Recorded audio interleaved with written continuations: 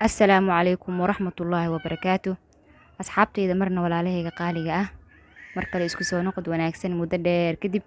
Waxaa mahad u sugnaatay Alle subxaanahu wa tacaala.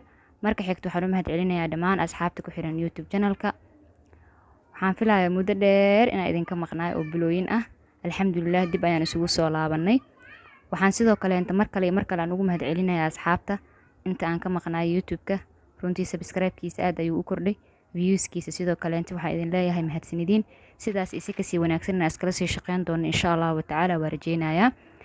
Maanta muuqaalkeena cusub wuxuu ku saabsan yahay waxaan sameysanaynaa fruit custard ama labaniyada iyo miraha ama fruitka. Waxa dabka inoo saaran saa wada jeedna caano oo qiyaas ahaan aan ku soo qiyaasay bakeeriga shaaha lagu cabo oo 4 ah. Bakeerigan isla aragna hal mar. Waa bakeerigan isagoo 4 ah ayaan soo cabirtay. Waxaan ku soo darsanayaa sokor qof walba qiyaasta isagu uu jecel yahay maadaama labaniyadu waxyaabo macmacaan ay tahay. Ana qiyaas ahaan 8 qaanda iyo cabiran adigoo sida aad jeceshahay haddii sokor ziyaado aad jeceshahay iyo haddii kaleba waan ku darsanaynaa. Dabka wuu ii gaabsan yahay caanaha xoogaa kulal yara ku jiro. Inta sokorta ka milmaysa ayaan sugaynaa. Sokorta markay milanto kadib waxaan qasanaynaa haddana labaniyadii. Inta caanaha sokorta oo nooga sii milmaayo caanahana noo sii qandacayo waxaan halkaan noogu diyaarsan 4 qaando oo qaando waaweyn ah ama qaandada meesha ku jirta u jeedaan oo budada kastarka ama budada labaniyada. Labaniyada aniga isticmaalaya waa tan waxaa ku qoran xilwa custard powder ayaa ku qoran kala noocyadu ay way imaataa laakiin aniga hadda noocan haystaa. Noocan waxaa ka isticmaalay 4 qaando. 4 qaando waxaa qaadayso ama wuxuu qaadayaa 4 koob ama 4 bakeeri oo ah caano. Sokortana qiyaasta aday kugu xiran tahay. 4 bakeeri caanaha ahaa ayaa waxaan si gooni oo la baxay. Caanahaas ay u jeedaan waxaan rabaa inaan ku qasto labaniyada ama kastarka. Labaniyada ama kastarka marka qasaysid waxaa la rabaa inaysan ka yeelanin wax kuus ah ama burbura ah. Yacni markii waxyaabaha budada markii la qasaayo waxay yeeshaan sooma kuus ay yeeshaan. Marka kuuskaas ayaa la diidayaa inuu yeesho. Labaniyadan soo qasanaynaa oo budada ah. Waxaan arkaynaa marka qaabka la isugu daraayo caanaha. Waxaan isku soo darsanay labaniyadii iyo caanihii iyo sokortii oo hore isugu milmay. Kaamirada inaan daaro waa ilaa cafwan yaa. Xoogaa wax duubista waa la iloobo maalmahan. Muuqaal duubista waa la iloobay. Marka hal mid marka ku dareysid inta aad ku shubeysid tusaale ahaan weelka markaas ugu shubeysid oo kaleente waxaa la rabaa inaad saas u sii walaaqdid. Ma la rabo marka labaniyada ku shubtid kadib inaad qaandada qabsatid oo aad walaaqdid. Haddaa saas aad sameysid way hoose ka fariisanaysaa. Labaniyada hoose ka fariisanay way kaaga dhigdhigaysaa.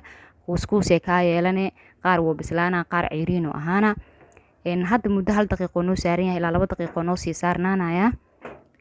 Iyada dhanba 2 daqiiqo ku karsamaysaa. Xoogaa haday caanaha markaan walaaqaynay ama aan labaynay iyo hadda dareemayna sooma xoogaa mishaari camal. Sidaas oo kale markay noqoto ayaa waxaa la sameynayaa makiinada. Marka waxaan sugeynaa muddo ilaa inta uu ka qaboobayaan dhulka ku sugeynaa. Kadib waxaan sameyn lahayn aan isla aragna di Ilaahay idmo. Maadaama labaniyada aan sameysanaynay ay ahayd fruit custard ama labaniyada miraha ama fruitka ani ahaan waxaan ku darsanayaa labadan nooc oo tufaaxa u jeedaan nooca cagaarka ah iyo nooca guduudka ah. Sidoo kale waxaan ku darsanayaa cinab ama canab qof walba soo u yaqaano nooca madowga ah cinab Soomaali waliba isagoo sajar waa la helayaa u dibadeed isagoo cagaaran waa jira isagoo cagaaran hadda laakiin suuqa waa ka soo waayay. Wax allaala wixii aad jeceshahay oo mira ku darsan kartaa tusaale waxa ku darsan kartaa babaay waxa ku darsan kartaa cambe waxa ku darsan kartaa qare waxa ku darsan kartaa muxuu ahaa nanamoos waxa jeceshaa ku darsan kartaa. Aniga saddexdana hadda ku darsanayaa hal xabo oo 2 nooc ah iyo noocana ku darsanayaa. Marka la jarjarayana waxaa laga rabaa xoogaa size ahaan inuu yaraado kaliya wax kale ma aha. Hadda halka xabo sidiis ugu dhexriday saas oo kaleenta u kala jaraaya labadaas xabo kaleente. Saas aan soo dhameystiraa cinabka. Tufaaxana sidoo kaleenta isagana yaryariisa loo jarjarayaa oo 4 gees camal ah. Si waxaa la rabaa hadhow wixii maadaama wax qaanda lagu cunayo uu yahay u weynaanin oo qofkan uu soo dhiman cunistiisa. Tufaax marka saas loo jarjaro miru leeyahay miraha iska saarayna miraha iga baad baxeenbo ama iniin alla wax gudaha ku jiro saano kaleenta yaryarkaan oo soo jarjaraynaa. Yaryariiskan sidaas oo kale loo jarjarayaa.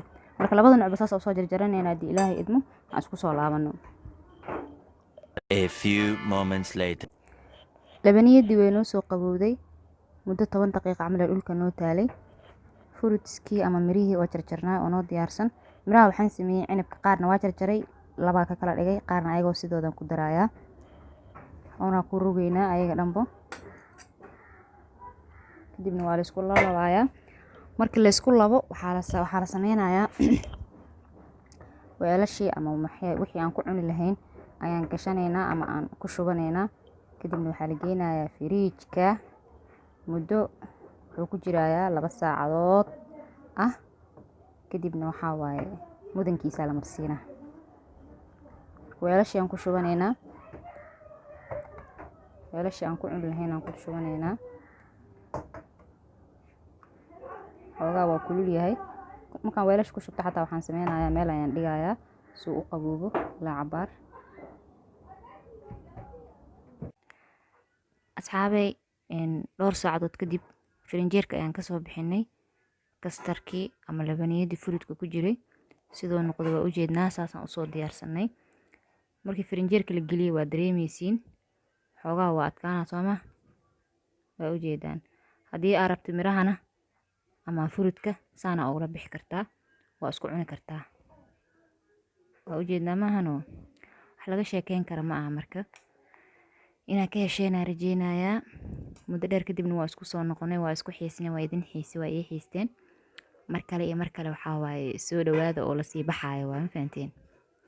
Channelkiina waaye subscribe waa idin karabaa like share comment inaad ii reebtaan wixii fikrada ah idinka sugaadi ilaahay idin.